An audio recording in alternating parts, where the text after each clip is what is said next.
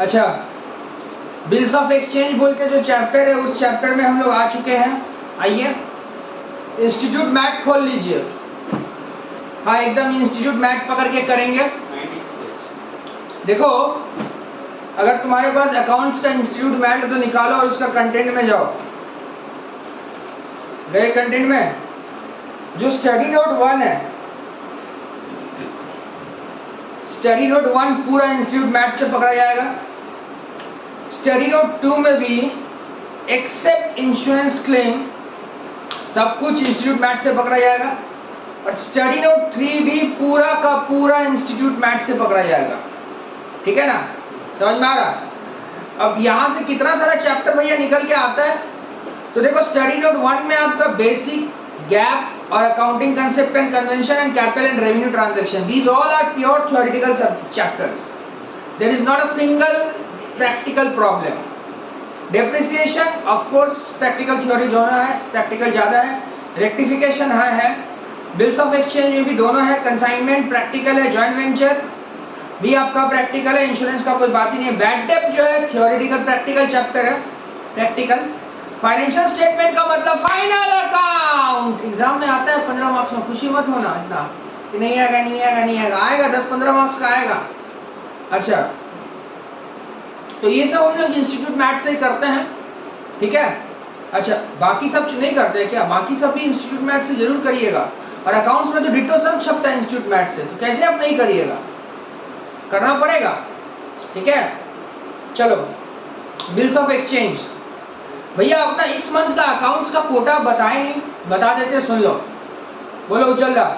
Depreciation अपना इस महीना का अकाउंट्स का quota. Bill of exchange, bill of exchange इस महीना का अकाउंट का कोटा।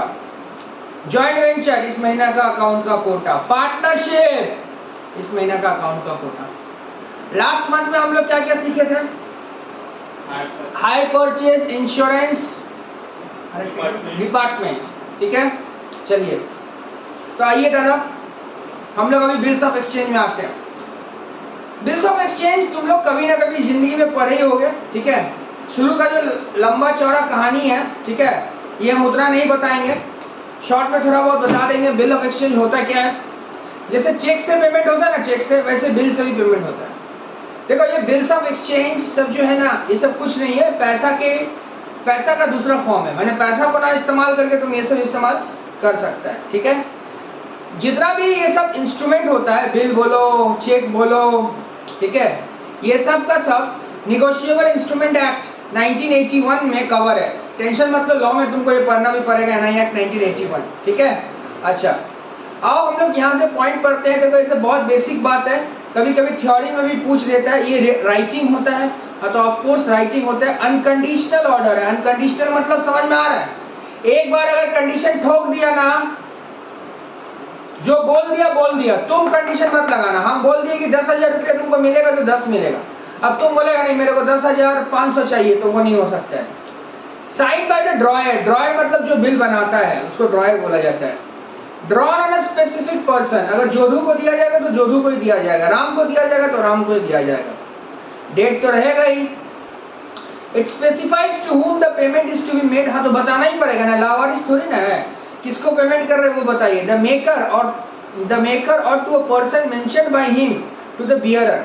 बियरर का मतलब होता है जिसके पास वो डॉक्यूमेंट है, तो आपको बताना पड़ेगा कि इसका बियरर कौन है, किसको पैसा मिलेगा। ये दायित्व किसका बनता है? मेकर का। The amount of money to be paid must be certain. कितना रुपया आप दीजिएगा ये सर्टेन है, 5,000, 10,000, 20,000।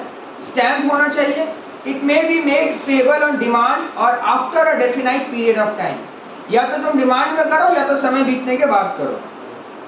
Bill of exchange is drawn by a seller. याद रखना, बिल ऑफ एक्सचेंज जो होता है ड्रॉ करता है सेलर। कौन ड्रॉ करता है? सेलर। और एक्सेप्ट कौन करता है? Buyer. Drawn by a seller and accepted by a buyer. Promissory note क्या होता है भैया? ये भी आपका एक इंस्ट्रूमेंट है, निगोशिएबल इंस्ट्रूमेंट, जो आजकल चलता नहीं है। तो तुमसे अगर 2-4 निगोशिएबल इंस्ट्रूमेंट का नाम पूछेगा तो आंसर दे देना, cheque, bills of exchange, promissory note. On the other hand created by the buyer and undertake to pay the seller, ठीक है। प्रॉमिसरी नोट क्रिएट कौन करता है, बायर, और पे कौन करता है, सेलर। ऐसा बिल देखने में होता है, देख लेना अपना। ड्रॉयर किसको बोला जाता है, he is the person who draw the bill, जो बिल को ड्रॉ करता है। Typically he is a seller, इसे सेलर भी कहा जाता है या क्रेडिटर भी। सिंपल सा मतलब समझो ना, देखो यहाँ पर जो गुड्स सेल करता है ना वो बिल ड्रॉ करता है। इसका अर्थ ये होता है कि देखो सेलर को क्रेडिटर क्यों बोलता है। तुम लोग बोलेगा भैया सेलर को तो डेटर बोलना चाहिए, बात बिल्कुल सही है, लेकिन एक्चुअली में होता क्या है, जो माल सेल करता है उसको हम लोग क्या करते हैं, पैसा देते हैं ना। अरे हम अगर ये पेन तुमको बेचेंगे, I am a seller and you have to pay money for me. I am a seller, yes I am a seller, and with that I am a creditor also for you ना, because you have to pay money to me. अरे तुम मेरे को पैसा देगा ना, तो हम सेलर है because I am selling and you will pay money to me, that's why I am a creditor. हम जब बचपन में फर्स्ट टाइम ये लाइन देखे थे ना, हम क्रेडिटर को काट के डेटर कर देते हैं, जो कि गलती किए थे हम, तुमको समझ में आ गया होगा। ड्रॉई का मतलब ही is the person on whom the bill is drawn. ड्रॉई उसे कहा जाता है जिसपे बिल ड्रॉ किया गया है। बिल ड्रॉ किया गया माने उसको क्या करना पड़ेगा। ड्रॉई जो होता है वो बायर होता है, बायर, ठीक है।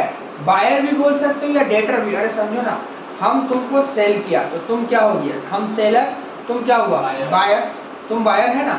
अब डेटर कैसे हो रहा, मेरे को पैसा मिलेगा ना, मेरे को पैसा किससे मिलेगा, तुमसे। एंड अगर हम तुमसे पैसा पाते हैं, you are a debtor for me, तू मेरे लिए क्या है, डेटर है ना, इसीलिए बायर को यहाँ डेटर भी बोला जाता है।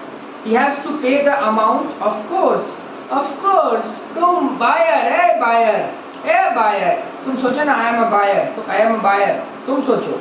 ही has to pay the amount of the bill to the drawer. इसका मतलब बिल का पैसा कौन किसको चुकाता है, ड्रॉई चुकाता है ड्रॉयर को, ड्रॉई चुकाता है ड्रॉयर को।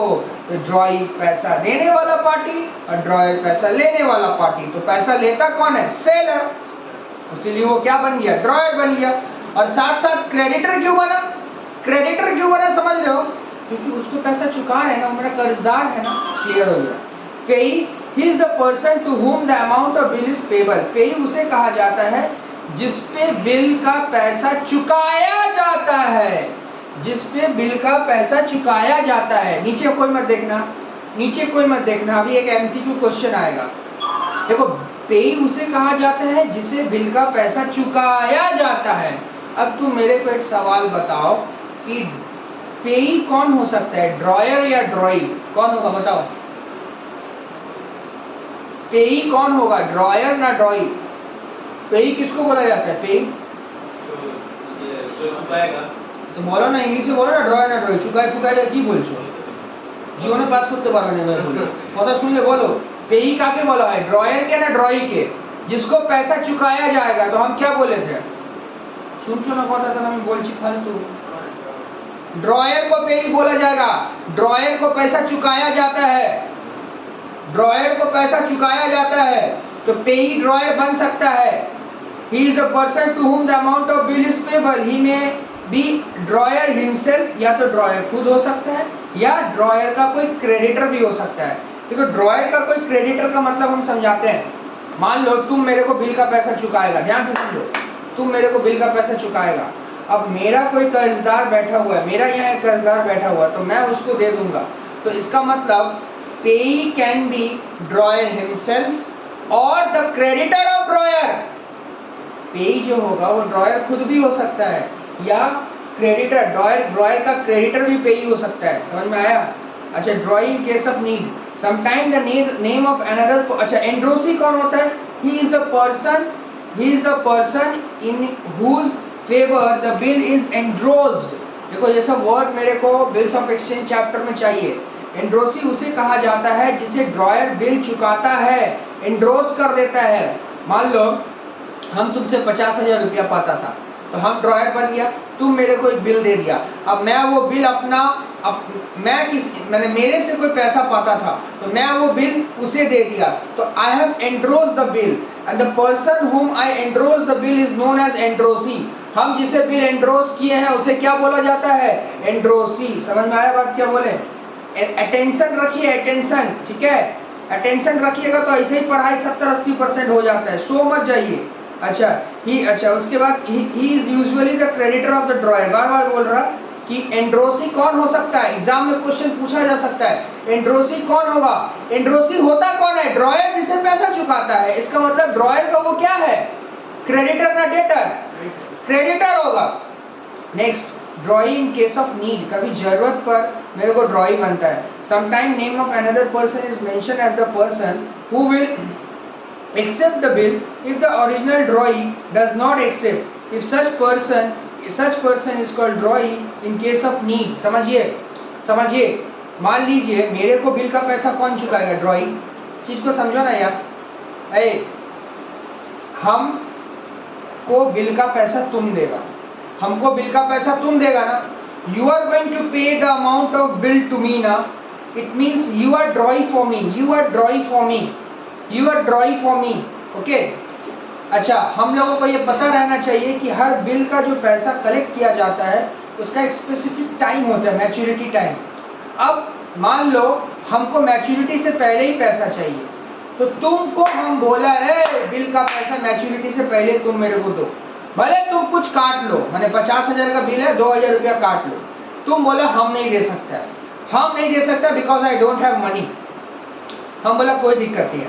तुम्हारा बगल में तुम्हारा दोस्त बैठा था, वो बोला सुन ना, हम दे देता भैया को पैसा 48,000, तू मेरे को बिल का मैच्योरिटी डेट का दिन दे देना। अब तुम्हारा दोस्त मेरा ड्रॉई बना इन केस ऑफ नीड, तुम्हारा दोस्त मेरा ड्रॉई बना इन केस ऑफ नीड। इसका मतलब ये काम बैंक करता है, it means bank is going to be your drawee also. Bank drawee भी बन सकता है इन केस ऑफ नीड, जरूरत पड़ेगा तो ड्रॉई, you can change your ड्रॉई, need पड़ने पर ड्रॉई चेंज होता है, बैंक ड्रॉई बनता है। समझ में आया? यहाँ तक क्लियर है? मक्खन का तरह क्लियर होना चाहिए। अब आता है मैच्योरिटी डेट, ड्यू डेट। देखो, कोई भी बिल का ड्यू डेट जो होता है, जो भी डेट ऑफ ड्राइंग होगा उसमें 3 महीना ऐड कर देना। जैसे 12 को अगर था उसमें 3 महीना ऐड करो तो क्या होता है? 12, 3, 13, और उसके साथ साथ उसमें और 3 दिन जोड़ देना। 3 दिन का मतलब क्या होता है? 12 तारीख को था ना, तो 13, 14, 15, 13, 14, 15, तो 15/3 जो होगा उस बिल का मैच्योरिटी डेट होगा। समझ में आया बात? क्या बोले? 15/3। देख नीचे लिखा हुआ है, the due date of the bill after grace period 3 days 15/3 होगा। उधर वाला का देख 16/2 को था, 16/12 को था, तो 3 महीना जोड़ने के बाद 16/3 आता है, फिर 3 दिन जोड़ते, 17, 18, 19, तो 19/3 हो गया। समझ में आया बात? क्या बोले? क्लियर है यहाँ तक? ठीक है।